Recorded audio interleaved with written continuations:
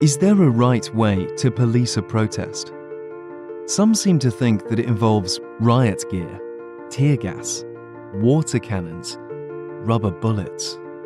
Or if you're not a big fan of any of the above, you might think it means the absence of police altogether. In fact, human rights law requires a much better role for law enforcement, the duty to facilitate.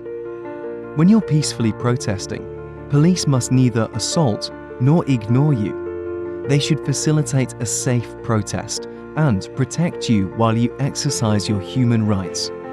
Here are some things everyone should demand the police to do during protests. Communicate. Direct communication should be the main policing approach.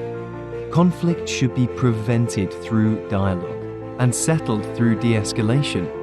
No good conversation ever started with a tear gas canister. Remain neutral.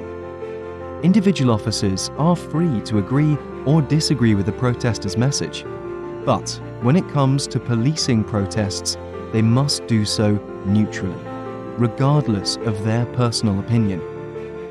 Presume peacefulness.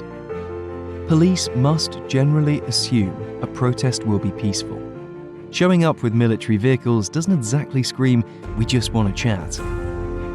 Enable being seen and heard. Not only are they required to not silence protests, it's actually the police's job to enable protesters to reach their audience. Mediate conflict. All these requirements also apply to counter-protests.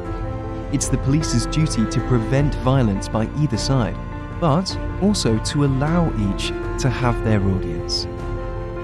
We must demand no less than this.